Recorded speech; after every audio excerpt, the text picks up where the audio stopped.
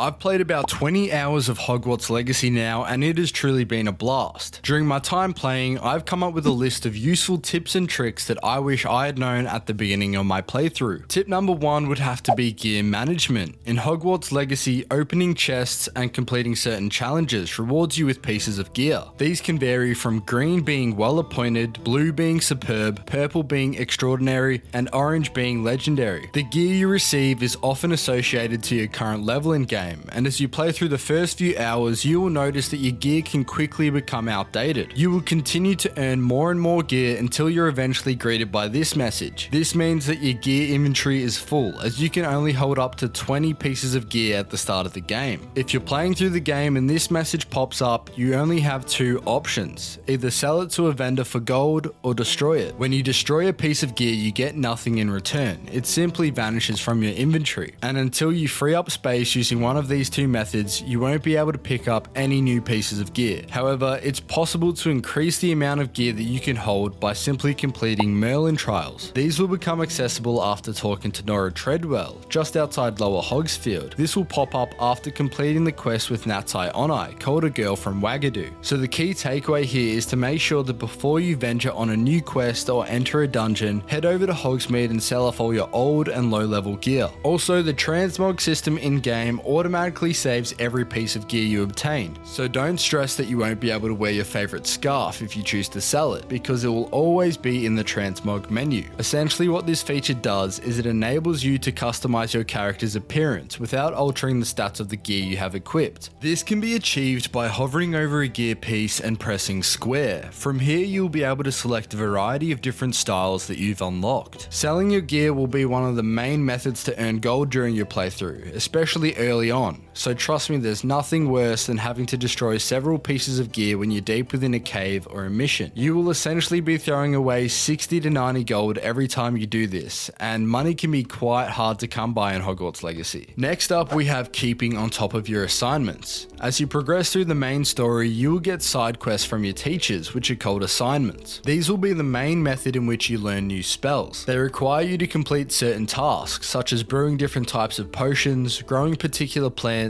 and even using certain spells on enemies. Not only is it extremely rewarding to learn these new spells, but it will also become a prerequisite for future story missions, where you will have needed to obtain a certain spell before you can continue with the main storyline. So make sure you are checking your quests as well as your outposts, which will be one of the main methods that you receive these new assignments. They will typically pop up seen here with an audible message being played, but sometimes I've found you'll need to go into the outpost menu and read the new messages yourself. So if you feel like you're stuck with the main storyline or notice no new quests are popping up, it's worth having a check in this menu to see if you have any new letters. A quick but super useful tip is to change your camera settings. Press pause to bring up your field guide, then head over to the settings screen. From here, scroll down and go into the gameplay options, where you will find different sliders for your camera and mobility settings. Change camera sensitivity all the way up to 2, and then your camera acceleration all the way down to 0. This will give you a much smoother and better feeling camera movement and will help remove any camera lag or delay. Of course, feel free to tweak these settings to whatever feels best for you, but I found that this has done wonders for my gameplay. After a few hours in game, you will get access to the map as well as the open world. A few neat features within the map is the ability to change the time of day. Certain missions and even magical creatures can only be interacted with at either night or day. So by simply pressing L3 on your controller, you will have the ability to wait and change it from daytime to nighttime. Another helpful tip in the map menu is to use the left and right buttons on the D-pad to change between the different maps. This is so much easier than having to scroll up to the options on screen and will save you loads of time in the long run. I know many of you will be extremely eager to jump out and explore the open world as soon as it becomes available, but I recommend you just hold off slightly until at least you get your broom. There will be certain puzzles and collectibles that you simply won't be able to complete due to not having learnt the necessary spell or advanced in the story.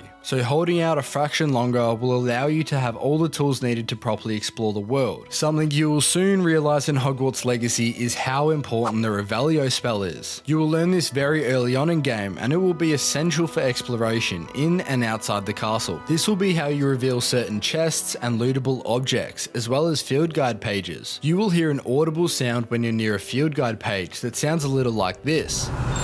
Simply continue to spam Rivelio in the direction of that sound, and soon enough you will find the field guide page. These pages will be one of the main sources of experience in game, and there are plenty to find. In fact, there's 150 within the Hogwarts castle alone. Some other ways to acquire them is found within these different statues. This one requires you to use Levioso on it to collect the field guide page, whereas for this one here you'll have to use a fire related spell such as Incendio to unlock the page. After 8 or so hours in game, you will gain access to the talent system. This becomes available after completing the quest called Jackdaw's Rest. How this works is by every time you level up your character in game, you are rewarded with a talent point. You can then spend these points on different abilities within the talent screen. These skills are split up into different areas, being spells, dark arts, core, stealth, and room of requirement. In each of these is a skill tree of sorts, which are split up into 3 different sections. The first being accessible at level 5, the next being at level 16, and the final talents being unlocked at level 22. In saying that, I would highly recommend that you spend your first few talent points within the core section. The spell knowledge 1 and 2 are a must-have, as these enable you to add additional spell slots to your spell diamond. In turn, this enables you to switch between different sets of spells in combat, which can be done by holding down the R2 button and pressing on different directional keys on the D-pad. Some other areas where you will want to start spending some talent points are in the spells section, where you can earn upgraded version of spells such as Incendio. This will enable you to conjure a ring of fire around your player when you use the spell. This paired with the Accio upgrade, where you can pull multiple enemies at once, is a lethal combo in game. I know pouring all your points into the dark art will be extremely tempting, but I suggest you hold off on this, as you won't be able to unlock all the unforgivable curses until level 27. So in the meantime, focus on the core and spell section of the talent system. Another tip that the game doesn't tell you is that if you go into the challenge menu of the field guide, you can earn rewards by completing certain challenge milestones. For example, defeating 20 spiders nets you a neat cosmetic item. You will have to click on the item to claim the reward, which is something that can be easily missed. Next up, I'm going to quickly run down some tips regarding the room of requirement. This will be your safe haven of sort where you can grow plants, brew potions, and care for magical beasts. The room is unlocked after a series of main quests, when Miss Weasley sends you a letter asking to meet her in the astronomy tower. From here, you will unlock the room of requirement. However, not all of its features will be available at this point in the story. For example, you won't be able to access your vivarium until a little later after attending Beast class. You can customize your room of requirement using different spellcrafts, which can be purchased from different vendors, more notably from the Tomes and Scroll shop in Hogsmeade. Now, these spellcrafts can prove to be quite expensive, especially earlier on in game, but I would highly recommend saving up for the large potting station as well as the 3 medium or small sized potting stations. In the large potting station, you will be able to plant all sizes of plants from small to medium to large, and will be essential for all your herbology needs. Of course, these are extremely expensive, coming in at up to 3,000 gold, which you probably don't have. This is why I recommend not spending countless hours in the room of requirement early on, as at this stage you won't be able to access all of its features nor afford the better spellcrafts. At around level 15 is where you will unlock more features for the room of requirement, and that's when you should spend more time in there. Of course, if you're not patient enough to wait and you just want to splurge out on your room of requirement, you will need money. Like I mentioned earlier, selling gear will play a pivotal role in building that coin balance, but another quick way to earn some gold is by opening disillusionment chests. These can be identified by the giant eyeball that sits in the middle of the chest. To unlock the chest, you have to use your disillusionment spell to turn invisible, then sneak up to the chest and open it. If you go up to it normally, the chest will lock itself, making it unlootable. Opening these rewards you with a whopping 500 gold, and considering there is a handful of them scattered around Hogsmeade and Hogwarts, it's a great way to make some money early on. Another tip for earning money would be that whenever you're given the dialogue option to ask for more money during a side quest, I highly recommend taking it. Sometimes you will get a sly remark, but majority of the time the characters aren't too fussed by it, and some will even applaud your business acumen. This typically rewards you with up to 500 gold as well. The combat system within Hogwarts Legacy is a standout feature, and truthfully it can be quite challenging at times, even on the easier difficulties. A handy tip to help you during combat is to assign the same spell type to the same keybind in your spell diamond. See, spells are split up into 3 different categories, being control, force, and damage. And in combat, certain enemies will have different coloured shields around them, relating to each of these spell types. To break these shields, you will need to use the corresponding coloured spell, which will then enable you to start inflicting damage. For example, Accio is a control spell, and for all control spells, I allocate them to the left side of my spell diamond, whereas my damage spells such as Incendio are always binded to the bottom. This just promotes muscle memory in game, so that when you come up against an enemy with a specific coloured shield, you know immediately what button you need to press to take it out. I do this for all my spell sets, so that no matter which set I'm using, I will always have the same spell type in the same positions. Another great feature of the combat system is the ability to combine spells in game. For instance, Incendio is a fire spell which only has a short range, so using a spell such as Accio allows you to pull the enemy close so you can land your attack. And the most important tip of them all is to simply enjoy the game. Let yourself wander throughout the castle and find all the Easter eggs and secrets. There is truly so much to explore in this game, and it's almost too easy to get lost in its immersion. If you are having trouble deciding what house to play, click on one of these videos here, where I break down some of the key components of each of the Hogwarts houses. I'll see you guys in the next video, and of course, take care.